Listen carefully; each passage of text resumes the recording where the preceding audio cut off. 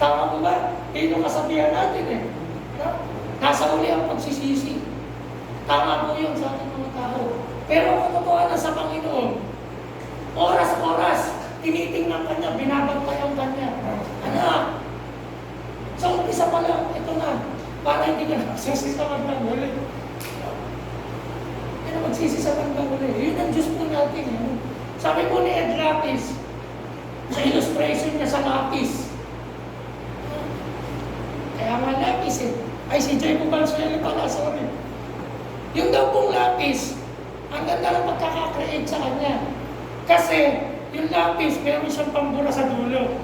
Na every time na magkakamali ka, pwede mong burahin. Ganun po tayo sa Panginoon. Every time na nagkakamali tayo, binubura ng Panginoon. The problem ay tayo. Pagkatapos burahin, gano'n na naman ang isusulat mo. Gano'n na naman ang gagawin mo. Hanggang sa mabutas na mabutas yung papel. Yun ang mahirap sa atin. Kaya dapat ang tatanawin natin, yung laging ginagawa sa atin ng Diyos.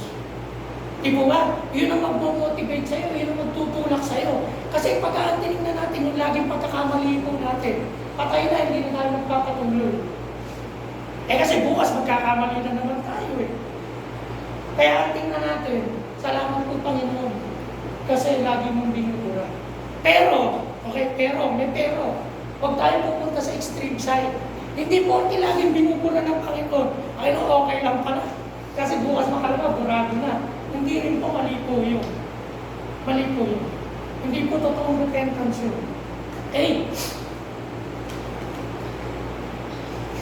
May mga pagkakataon po na tayong mananampalataya pag magkasalat nagkamali, nananatili tayong lugmok dun eh. Hindi dahil sa wala tayong pagkakataon o hindi tayo nabigyan ng chance. Kundi, ayaw kasi natin piliin. Napakahirap pong mabuhay ng ganun. Sabi ko po sa mga co-leaders ko, kaya po siguro sila nagsipag eh. Lalo na ngayon, kaya ako nakakaalis eh. Sabi ko, dapat buwan-buwan nakakaalis ako. Kasi pwede na kayong iwanan. So, anin po kami ng mga leaders na lalaki doon. Meron pa kami ibang lalaki. Ano, pwede na kayong iwanan. Kasi tinatansya ko po sila pag tumuha ako ng invitational. Lalo na, dito po wala silang nagawa. Tsaka ka nakakaponsen. Kasi sa ayaw at sa gusto mo ka ako, hindi na maialis, kaya rin ako doon. Eh, Pip Sunday na nga anak ako, binigay ko. Ang Pip Sunday ay 4 na beses lang yata sa isang taon. Kasi naman po, hindi ko pa rin talaga kaya. Hindi naman pwede na lagi akong wala to.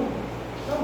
Kaya, alam po ninyo, nakita ko na kapag nakita ng Panginoon sa buhay po natin, hindi pa pwedeng ang Panginoon hindi kikilo sa buhay mo. Yun po ang sikreto. Hindi ka pwedeng hindi kikilos ang Panginoon sa buhay mo. Kapag po tayo, lagi tayo nagpapakumbaba sa Panginoon, hindi po yung false humility. Hindi yung nagse-self-pity. Hindi yung nagpapaawa, hindi po ganun. Ang ibig po sabihin ng totoong pagsisisi ay yung totoong humbleness natin, yung pagiging humble natin sa Panginoon. Bibigyan ko po kayo ng mga example, Kapag po tayo, hindi tayo nagsisi, the moment na tayo nagkamali, sa lahat ng aspeto itong sinasabi ko, general ko sa pamilya, sa sarili mo, sa paglilingkod sa Panginoon, sa church, general ko na. In Sodom at Gomorrah, yun pa kung babalikan po natin to, kung di ako nagkakamali, i-correct niyo po ako kung nagkakamali ako sa aking pag-record dito, Nakipagtawaran pa dito si Abraham, hindi ako nagkakamali. Kung Panginoon, pag meron po ba kayo nakita ng ganito, tapat na ganito, gugulawin niyo pa rin po ba? Tama na tatamo, yun sinasabi ko. Ilang beses po siya nakipagtawaran? Sa 5 na. Matagal hanggang sa bumaba. Wala pa din. Wala talaga. Kasi nga, perfect tayo Biyaya na lang talaga ng Panginoon. At ang naging biyaya na lang doon, may naligtas doon yung pamilya ni Lot. At saka maliban doon sa isa na naging halilikas. Mamaya, tingnan natin kung bakit. Yan po yung mga senaryo kapag hindi tayo nag-depend sa Panginoon. Literally, ang Sodom at Gomorrah, Sin City po yan Lahat ng uri ng kasalanan nandiyan dyan. Kaya dinunaw yan Tinugnaw ng apoy. Literal po yun, totoong nangyari yun nung kapanahunan po nila. Pero sa habag pa rin ng Diyos, meron pa ng isang ilang tao na iniligtas. Ano? At yung isang tao na lumingon, na naging haliging asin, alam niyo po ba kung ano reason ba't siya lumingon? Kasi hindi niya maiwan yung karangyaan ng buhay doon. Tinitingnan pa niya, sayang, ganyan tayo eh. Marami tayong panghihinayang. Alam po niyo na nag-decide ako na maglingkod sa Panginoon. Nung una, nanghihinayang din ako. Kasi siman ako, kumikita ko ng 40,000 naman. Pero mas nanghinayang yung pamilya ko. Yung si Tatang, si Kuya, nagagalit sa akin nun eh. Sinayang mo yung pagkakataon. Ano ang mangyayari sa iyo dyan? Alam niyo po, tinandaan mo yun. Sabi ko, Panginoon, ikaw ang bahala dito ha. Ipakita mo sa pamilya ko na yung Diyos na pinaglilingkuran ko, hindi na ako pababayaan. And to be honest, hindi po sa pagpapuri sa Panginoon. Hindi naman po kami pinabayaan. Wala pa nga lang po kaming bahay. Yun ang pinag-pray ko. No, sana may magbigay na lang sa akin sa kamelya. No? Pero ganun pa nga, kahit hindi ako magkaroon ng bahay, walang problema. Hindi ibig sabihin na hindi kami binigyan ng bahay ng Diyos. Eh, pinabayaan ako ng Panginoon. Hindi po ako naniniwala doon. Eh, kaya hindi ko rin i-blame ang Panginoon na paano patutunayan sa pamilya ko na hindi nga ako pinabayaan ng Panginoon. Eh, yung bahay ko, nakapiraso, malaki pa yata yung sinigla nung piano na to, tsaka nung instrument na ito. Kwarto, kusina, magkakasama na, pati CR. Nasa gilid pa ako ng pagtubig, nasa riverside pa. Nanganganin pa, kukunin na yata ng niya. Ako po si pastor. Yan ba mga pastor? Tatanggalan ng bahay, walang sariling bahay at lupa. Hindi ako nangangamba, bahala ang Panginoon. Kung makita ng Panginoon na yung lingkod niya, walang bahay.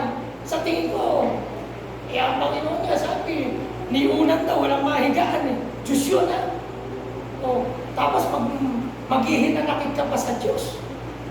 Eh, ang Panginoon nabuhay dito sa lupa, hindi nabuhay ng isang mayaman. Diyos po yun. Kaya ako, hindi po ako masyadong bilib. Hindi po ako nangay-questionan, hindi po ako nanguhusga. Actually, kami nga po ang nanguhusgahan. Yung mga worker daw sa atin sa brethren, hindi na ako masenso. No? Mahihirap, ganito. Hindi katulad hindi ko rin po inuhusgahan, ako po hindi ako magpanghusga. Gusto ko nga nakikita eh, dapat nga talaga yung mga worker, yung mga pastor, ganun eh. No? Well supported sa pera at sa ibang mga bagay.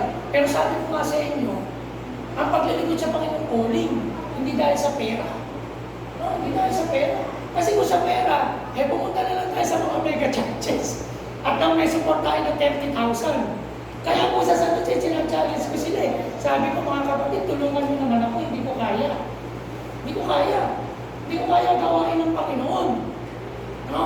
Kung darating yung pagkakataon na wala na ako ipakain sa pamilya ko, magtatrabaho ako at the same time, full-time worker, bayag ba kayo?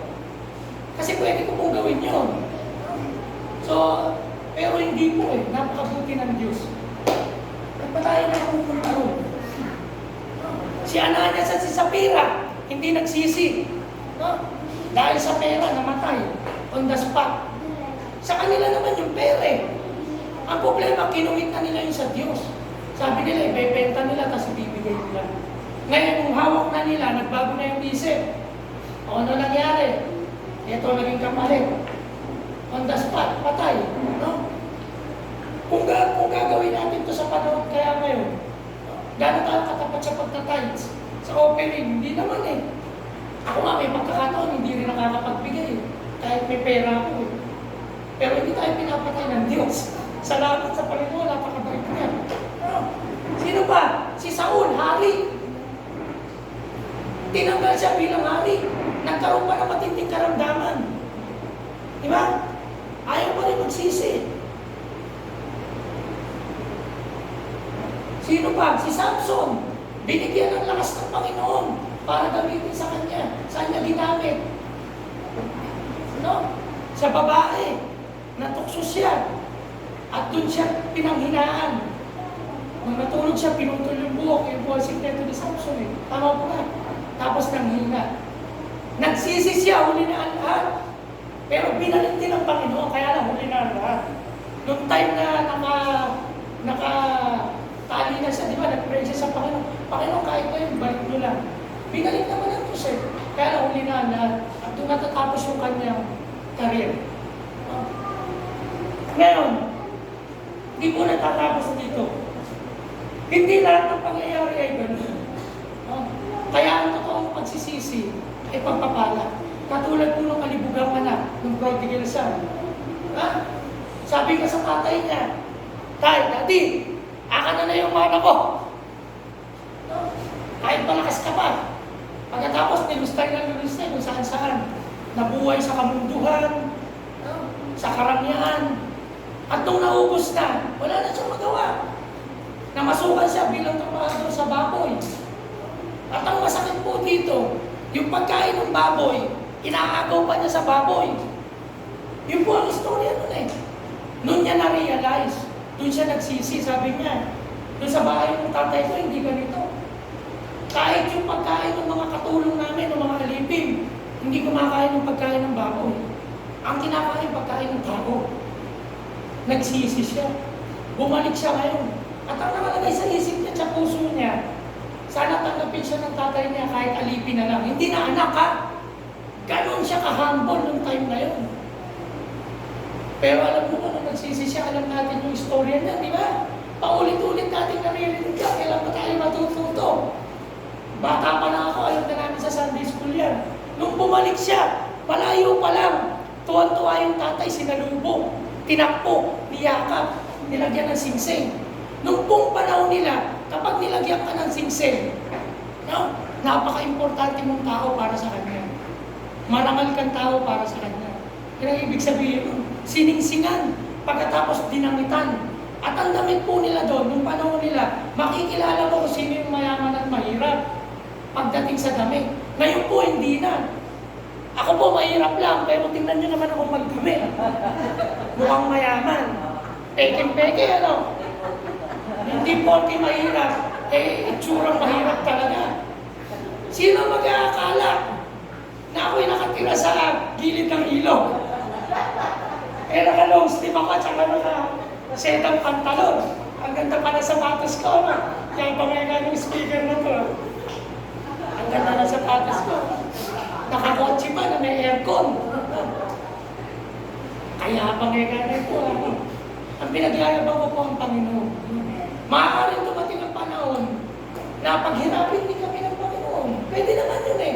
Hindi po naglilingkod tayo sa Panginoon eh. Hindi na tayo dadanas ng hirap. Hindi na tayo magkakasakit. Hindi. Pero ang sinasabi ko po dito, kapag tapat tayo sa Panginoon, bahala ng Panginoon. Kung padanasin ka man ng salat ka, baka bukas makalawa, hindi na. Nasa ibabaw ka naman. Ganun talaga. Ganun talaga. Meron namang mga pagkakataon, kaya ka naghihirap dahil sa mga pagkukulang mo. Meron pong ganun. Di po ba si Job? Hindi siya naghirap dahil masama siya sa paningin ng Diyos. Sinubukan siya eh. Kung gaano siya magiging tapat sa Panginoon, magiging faithful sa Panginoon. Tinanggal lahat. Asawa, anak, hayop, lahat ng ari-arian. Pero after ng lahat ng iyon, rinoble, trinable ng Diyos eh. Diba? Yun po yung nagagawa ng totoong pagpapakumbaba sa Panginoon. Yung magnanakaw, ito pa isa. Sana nabibless po ba kayo? Lumalakas po ba kayo spiritually? Huwag ko kayo panghihinaan ng loob. Ano?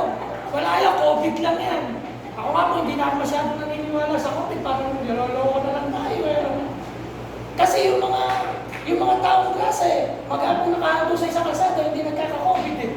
Tapos yung ingat ng ingat, nakakulong sa kwarto eh. Isang beses lang lumabas, nagka-COVID. Ano ba yun?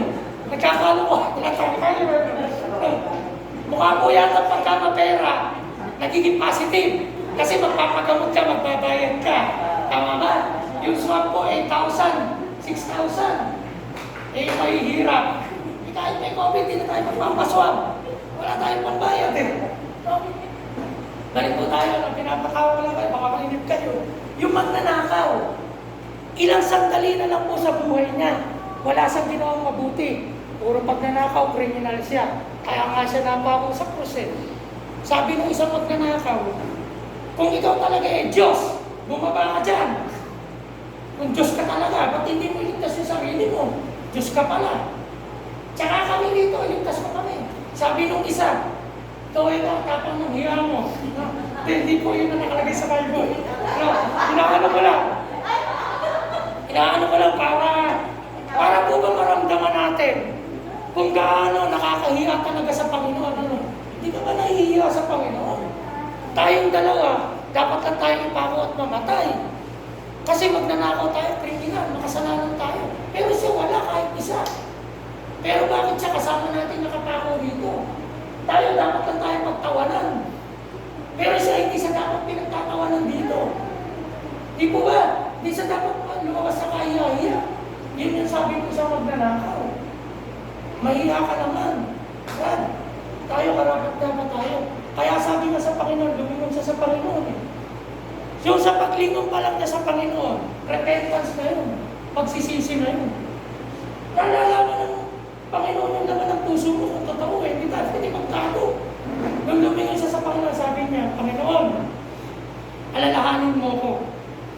Kapag ka nag-ahanay ka na sa langit o sa paraiso, nakita ng Panginoon yung puso eh. Alam eh. Ano tugon ng Panginoon? Napakasimple lang. Ngayon din ay kakasamahin kita. Imagine niyo yung salita na yun. Buhay pa yung taong nagre-request. Buhay pa, hindi pa patay. Sabi niya, ngayon din ay sasama na kita. O, ano ang ibig sabihin ng sentence na yun? Meron tayong kasiguruhan na kahit hindi ka pa namamatay, hindi pa ipinipikit yung mata mo, hindi pa nawawala yung hininga mo, magtiwala ka sa Panginoon, gagawin niya. Okay? Magtiwala ka. Kaya ganun din yung kaligtasan natin eh. Kaya tayo siguro mga Kristiyano, masyado natin inaabuso yung kaligtasan na binigay sa atin. Kasi kahit ano mangyari, ligtas pa rin tayo eh. Tama ba? At mali pong kaisipan yun. Hindi porke hindi nawawala yung kaligtasan natin. Kahit na magkasala ka, kahit na gano'n, sige, magpatuloy na lang tayo. Hindi po. Sino ba? Si Haring David. Siya na yata ang pinakamagaling na hari. And even si Solomon, ang kanyang anak. Pero si Haring David nagkasala din. Sa pamamagitan ng Bathsheba. At yung pagkakasala niya, pinagdusahan niya. Kapag po tinignan natin yung istorya ni King David, doon sa mga consequences na inabot niya, matindi. Nabuhay siya na parang baliw. Nagtago siya doon sa lugar ng mga kalaban niya. Kasi wala na siyang masuligan eh. Sa lugar niya, gusto siyang patayin. Doon na mismo sa kalaban nila, doon na siya nagsuot. Wala na siyang mapuntahan. Kaya totoo po yun sa Bible eh. Sabi ng mga alagad, Panginoon, saan po ang ipupunta? Eh, nasa iyo po ang buhay. Totoo yun eh. Kapag tayo, hindi tayo nagsisig, tumalikod tayo sa Panginoon, tanong ko sa atin, tanongin natin sarili natin, saan ka pupunta? Sige, saan ka pupunta?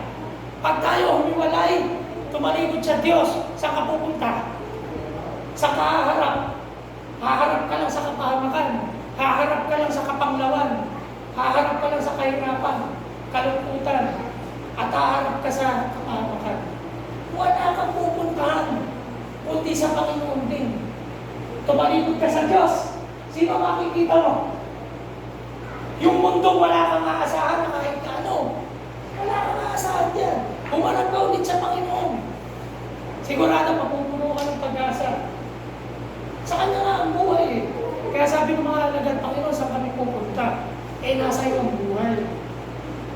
Yung po ang ibig sabihin nun eh. Kung tayo hiwalay sa Diyos, wala daw tayong magagawa. Wala talaga. Kahit sa paglilingkod sa Panginoon. Kaya tayong mga leader, wala tayong pwedeng ipagmalaki. Huwag mo sabihin ko pinakamahusay na leader.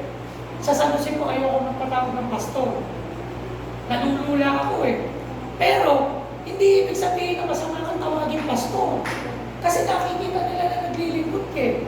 Sa magkabilang panig, hindi ko po yung minamasama. Pero sa ganang akin, sinasabi ko din sa kanila, mga kapatid, huwag mo na akong tawagin pastor.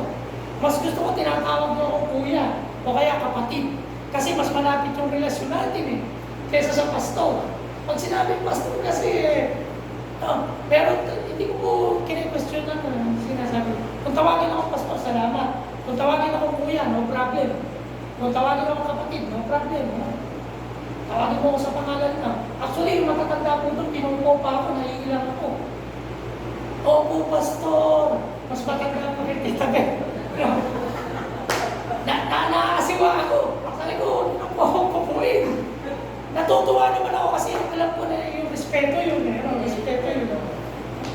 Kaya natutuwa naman ako. Pero sabi ko, hindi na kailangan yun. Sino ba? Yung Ninevites. Yung Nineveh, yung pinunta ni Jonah. Ayaw mo siya punta ni Jonah kasi matitigas ang ulo. Masasama po yung tao doon. Masasama sila, kaya ayaw punta ni Jonah. Pero alam niyo po, dumating yung pagkakataon, nagsisigit sila. At dahil doon, naligtas po sila.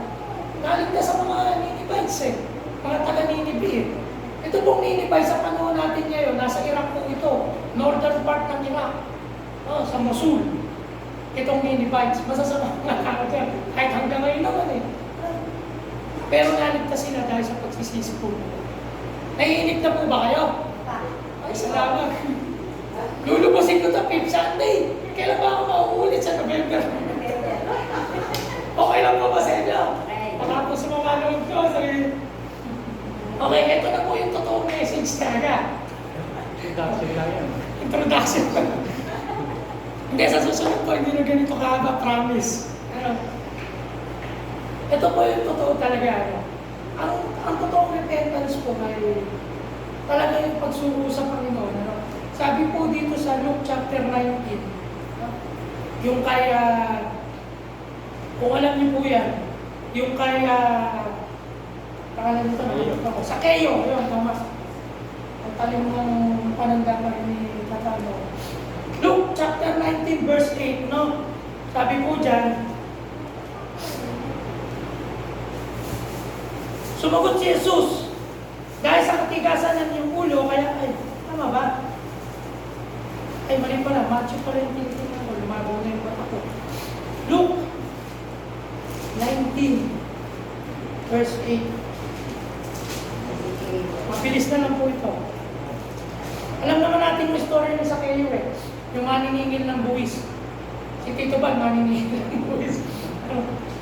Alam ni Tito Bal kung ano mga sistema sa BIR. At hindi sa pagtataas kay Tito Bal, sa Diyos ang kapurihan. Hindi naman yumaman si Tito Bal, Kasi kung yumaman ko si Tito Bal, pag-aapat ang sasakyan nito, baka delikado, So 19 verse 8, ang sabi po niya dito, tumayo si Zacchaeus at sinabi, Panginoon, bibigay ko po sa mga dukha ang kalahati ng aking ari-arian. At kung ako po'y may nadayang sino man, 4 na ibayo ang isasauli ko sa kanya. Ito po ang example ng totoong pagsisisi. Si Zacchaeus po ay nabuhay sa maling pamamaraan kung bakit po siya nabuhay sa karangyaan. Alam natin kung ano na yun. Hindi ko na ibibitali, maniningil siya ng buwis. Nabuhay siya sa maling pamamaraan. Kaya siya nagkaman ng maraming pera. Kaya ang sabi niya, nung pinuntahan siya ng Panginoon, ang sabi niya, alam niya. Alam mo sa sarili mo kung ano ang kalagayan mo. Ang sabi ka agad niya sa Panginoon, wala nang echi-purechi na usapan na Sabi ka agad sa Panginoon, Panginoon, kung ako po'y mayroong nadaya, sabi niya, yung pong kalahati ng aking kayamanan, pamimigay ko sa mga dukha. Pagkatapos po, kung meron po akong nadaya, kung kayong lahat, dinaya ako, ibabalik ko ng 4 na ibayo, yung dinaya ko sa inyo. Kung dinaya ako kayo ng tigpa 5,000, magkano ibabalik ko sa bawat isa sa inyo? 4 na ibayo Diba? Actually, hindi ko alam kung ano talaga ang ibig sabihin ng 4 na ibayo, baka higit pa doon. Diba? Baka higit pa doon. Ibig sabihin, ibabalik niya. Hindi po ito madaling gawin. Hindi ito madaling gawin. Yung ninakaw mo, ibabalik mo pa ba sa kanya? Hawak-hawak mo na. Pero sabi niya, ibabalik niya ang 4 na ibayo. Tapos yung ari-arian niya, yung kalahati pamimigay pa niya. Gano'n katindi, mahirap pong gawin to. Mahirap pong gawin. At ano po naging tugon ng Diyos sa kanya? Maganda yung naging tugon eh. Sinamarize ko na lang pa para hindi na umapa. Mukhang naiinip na kayo eh. Ang tugon sa kanya ng Panginoon, sabi niyo, sinabi ng Panginoon, dumating ang kaligtasan sa sambahayan ito. Di ba yun ang sabi doon? Ngayon ay sa bahay na ito. Dumating ngayon ang kaligtasan. Kapag po tayo nagre-repent tayo sa Panginoon, hindi natin alam, hindi natin kayang sukatin kung ano yung ibabalik sa iyo ng Diyos. Hindi natin alam kung ano ibabalik sa iyo ng Diyos. Pero 100% merong ibibigay sa iyo ang Diyos. Ngayon, ito lagi ko sinasabi, hindi porke maibabalik sa iyo ang Diyos, yun ang iniisip mo. Kaya ka magre-repent sa Panginoon, kailangan magsisi tayo sa Panginoon. Kasi nakakatakot, hindi tayo pagpapalangin ng Diyos. Maghihirap tayo, hindi dapat yun ang isip mo. Ang iniisip natin, kaya tayo nagre-repent sa Panginoon. Kasi Diyos yan. Kailangan natin mabuhay na nakakalugod sa Kanya. At bonus na lang yung ibibigay niya sa iyo. Nakuha niyo po ba? Hindi yung kaya ka nagsisisi, kaya ka natatakot sa Diyos. Kasi mawawala yung blessing, yung pagpapala, yung ibibigay niya. Di ba? Ganun eh. Ganun ang thinking natin mga tao. Mali.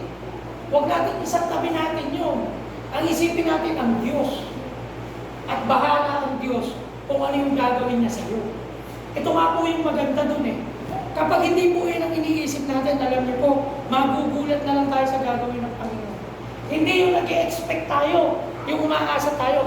Pag ako, nagbalik loob ako sa Panginoon, bibigyan ako ng bahay.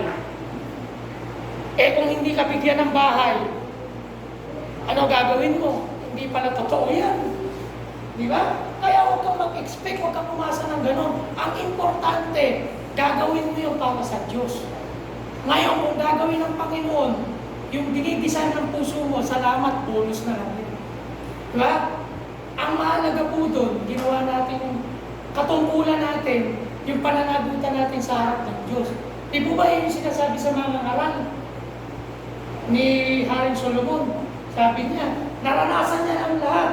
Karangyaan, no, kayamanan, babae, posisyon, kapangyarihan, lahat naranasan niya, karunungan. Pero sa bandang uli, siya yung nagsabi ng lahat ng mga bagay ay mauuwi sa lahat ng walang kabunuan. Kaya ang tanong ko sa atin ngayon ng mga nandito, naranasan ba natin yung sarap na naranasan ni Solomon? Hindi pa naman. Iyon nga nakakapagtaka eh. Hindi pa tayo nakaka-experience ng ganun. No? Pero parang mas malaki na tayo kaysa sa Panginoon. Bakit ganun? No? Siya naranasan na niya ng lahat. Wala tayo sa kalingkingan niya. Pero ang sabi niya, wala pa ngayon ang kwenta lahat ng bagay. Wala eh. Walang kwenta lahat ng bagay. Daratingan tayong buko, puputi. Ako po, maputi na yung buko. Buti pa si tata mo, tsaka si Ninong Auntie. Magagaling ang mga sikreto nito. Ako, maputi na yung buko. Meron tayo lang ang sikreto. Sabihin niyo sa akin yung sikreto. Ano ang sikreto? Nagkukulay kayo. Nabibili sana. Ano po, nagkakakaroon tayo ng bagay. Seryoso tayo ng konti. Totoo po ito eh. No? Kahit anong mangyari sa buhay po natin, at the end of the day, doon pa rin tayo babagsak. At ito daw yung buong katungkulan ng tao. Matakot ka sa Diyos, sundin mo siya, bigyan mo siya ng kasiyahan sa buhay mo. Alam niyo po mga kapatid, dito po ako magwawakas bilang mga tao at nakakilala sa Panginoon.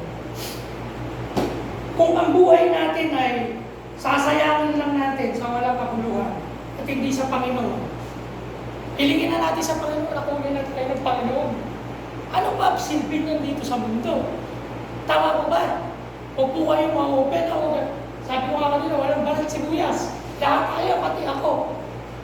Kung ang buhay po natin ay hindi lang din magagamit ng Panginoon para sa kanyang kaluwalhatian, ano silbi ng buhay na yan? Tama ba? Tanungin na natin sarili natin, bakit ka ba binuhay ng Panginoon? Ha? Para para malasahan mo lahat ng sarap ng pagkain dito sa mundo. Hindi naman eh. Pasalamat nga tayo, pinapakain pa tayo ng Panginoon eh. Di ba? Nabuhay ka ba rito para ma-experience mo lahat ng magagandang sasakyan? Hindi yun ang purpose. Di ba? Salamat tayo, nagkakaroon tayo ng sasakyan. Pasalamat natin sa Panginoon. Ano pa? At marami pang iba. Hindi naman yun ang layunin eh. Diba? Pero ang tanong, ito namang pastor na to eh, di ba materialistic si Kuya Romel? Gusto ko rin yun. Sino mag-aayaw doon? Ang sinasabi po natin, hindi po yan ang ultimate purpose ng buhay ng tao. Iyan po yung mga karanasan at mga kagustuhan ng Panginoon na ibibigay sa atin at gusto niyang maranasan po natin. Pero hindi po yun ang ultimate. Ang layunin talaga ng Diyos sa buhay natin, magamit ka na sa kanyang kaluwalhatian. But again, hindi po tayo perfecto. No? Nakakasakit tayo ng kapwa. Sa sarili nating pamilya, minsan natitisod sila sa atin. Kaya po ako ingat na ingat sa pamilya ko kasi hindi ako perfecto. Sigurado meron pa rin silang pinta sa akin. No? Kaya ako gano'n na lang. Wala akong magagawa eh. Hindi ako perfecto eh. Pero gano'n pa nga, sikap kong mabuti. Mga kapatid, ito po ang buong katungkulan ng tao. Matakot tayo sa Diyos, sumunod tayo sa Panginoon, at yung buhay natin, konsumuhin natin para sa kaluwalhatian ng Panginoon. Kasi yung buhay natin na yan, kung yung 90% ginamit lang natin dito, pagdating po natin sa langit, ang matitira lang sa'yo talaga, yung pananampalataya natin sa Panginoon, wala nang matitira. Wala matitira. Pagharap natin sa langit, wala kang pwedeng iharap sa Panginoon, kundi yung sarili mo na ginawa mo para sa Kanya. Walang matitira. Wala. Matalino ka, valedictorian ka. Hindi mo pwedeng iharap sa Panginoon yun. Panginoon, mula po elementary, high school hanggang college, ako po ang number 1. Eh, ano sa akin ngayon? Baka sabihin ng Panginoon. Pero hindi ko sinasabing masama yun. Dapat patalino tayo. Christian tayo. Huwag kayo tutulad sa akin, 75 lagi. 79. Eh ano ngayon? Panginoon, lahat po ng mga bagay sa mundo nagawa ko na. Eh ano ngayon? Hindi naman yun. Ano ngayon dala-dala po natin sa Panginoon? Hindi material.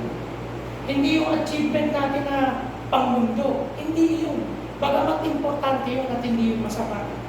Pero ang dadalhin po natin sa langit ay walang iba. Kundi yung kaluluwa natin na naghandog para sa karangalan ng kaluwalhatian, wala na po iba. Yun lang, walang matitira. Yun lang ang pwede natin gawin. No? Sana po ay naging pagpapala ito sa atin, kahit kaunti lang tayo. Salamat sa Panginoon kasi sabi ng Panginoon, isa o dalawang nagkakatipon sa aking pangalan, nandito siya ngayon sa ating kalagitnaan. No? Andiyan ang Diyos, nasamba natin ang Diyos, naparangalan natin ang Diyos, at ang Diyos ngayon, naniniwala ako, natutuwa siya sa bawat isa sa atin. No? Kasi hindi tayo tumingin. Yung iba nakakasawa, pupunta tayo doon sa tama sa lilima lang. Pagka tayo pumunta, matitismaya lang tayo. Pero sana po, sa susunod na pagbalik ko, doble na tayo. Diba? Kung ano, hindi naman na ganun. Ano? Pero hindi ko sabihin, hindi naman porke ganito tayo Balik mo, baka abos na. Oo. Huwag naman po sana. Huwag naman po sana. So, tayo po yung manalangin. Gusto ko po kayo pag-pray din at the same time. Let us pray mga kapatid. Panginoon, napakabuti niyo sa amin. At nais po namin na pasalamatan ka, itaas ang buong karangalan sa iyong pangalan. Sapagkat kami ng mga hindi perpektong tao, sa kabila ng aming kasalanan, sa kabila ng aming karumihan, sa kabila ng aming pamumuhay, sa kamunduhan, Panginoon, ay minarapat niyo po kaming mahalin at minarapat niyo po kaming linisin. Niyakap niyo po, Panginoon, kami sa kabila ng aming karumihan. At ito, Panginoon, ay hindi po namin kayang sukatin na ikaw na isang Diyos na malinis ay ipinalagay na marumi dahil po sa amin. Salamat sa iyo lahat ng iyong sakripisyo at paghihirap ng dahil lang po, Panginoon, sa amin. At dahil po dito, Panginoon, nakikita po namin At gusto po namin ilabas ng aming mga puso na gusto namin ikaw parangalan at luwalhatiin sa aming mga buhay sa lahat ng aming ginagawa. Panginoon, sa bawat sandali na natatagpuan niyo po kami na tumatalikod, nagkakamali, sumusuway, Panginoon, sa iyo.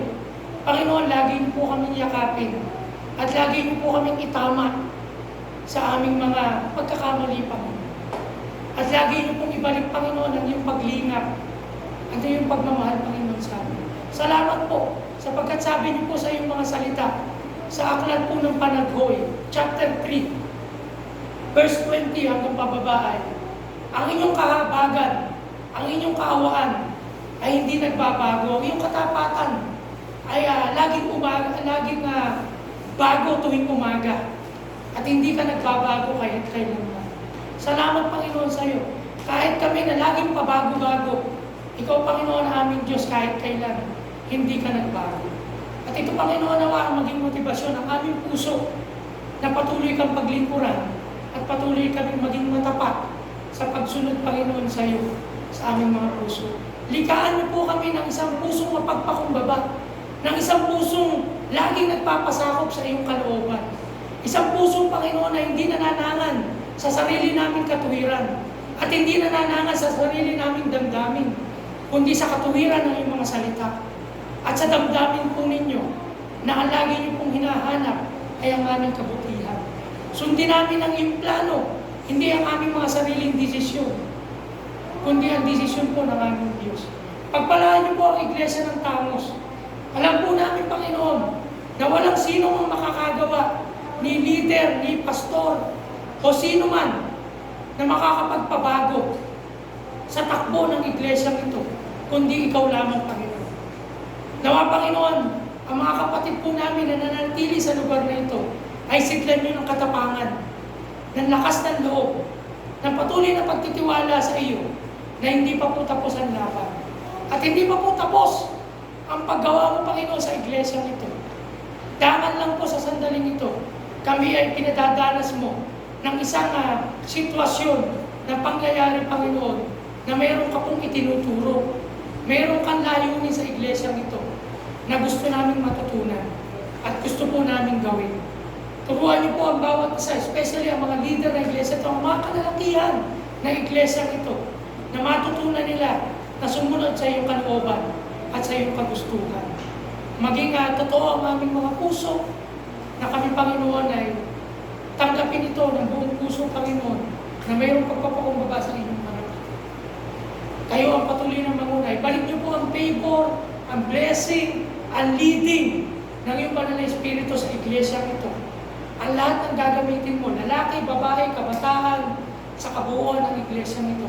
And even kami, mga nasa labas na ng Iglesia ng Tamos na ito, kung nais po kaming gamitin na makatulong, Panginoon, sa kanila, tulungan niyo po kami ng bawat isa. Pagpalaan niyo po kami, ang aming pamilya, at ang aming paglilingkod, Panginoon, sa iyo. Ito po ang aming panalangin sa pangalan ni Jesus. Amen. Amen. Gandang tanghali na po sa ating lahat.